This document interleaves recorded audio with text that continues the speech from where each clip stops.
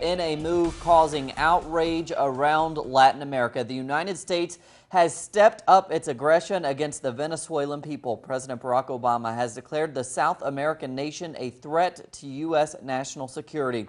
The move includes the sanctioning of 7 top Venezuelan officials. Major General Gustavo Gonzalez of the Venezuelan Armed Forces was included in that list. Following the declaration by Washington, Venezuelan President Nicolas Maduro immediately promoted Gonzalez to Interior Minister. For more now on the threats from Washington, we turn to Alexandra Hall in Washington. It began with broad sanctions in December against Venezuelan officials guilty of human rights abuses. Now, the Obama administration has declared the country poses a national security threat to the United States and produced a list of sanctioned individuals. Obviously, there are certain individuals who met the criteria to be named on this list. And this gives the president the authority moving forward, if needed, to name additional individuals. So far, 7 Venezuelan officials will no longer be allowed to enter the United States nor do business with American firms. Surprising news for activists who have been following the situation since early last year. Declaring a national emergency for national security of the U.S. about what's going on in Venezuela, that just really doesn't make any sense.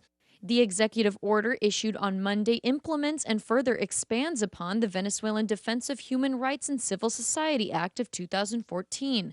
The U.S. government says those named undermined democratic institutions, were involved in political corruption, or suppressed human rights and expression. It's very, very broad what they can say. I mean, when you include corruption, I think that you could apply that standard to almost any country in the world, including the United States. And the author of the sanctions bill, Bob Menendez, he's being indicted for corruption.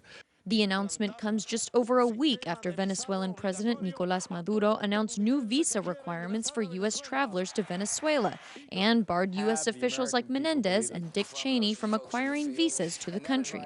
The main threat is the power and the influence they have over other countries that are trying to find their place in the political spectrum, and that this country fears the influence that Venezuela has on those other countries.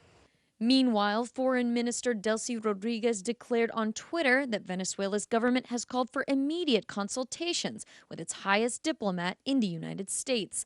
Alexandra Hall, Telesur, Washington.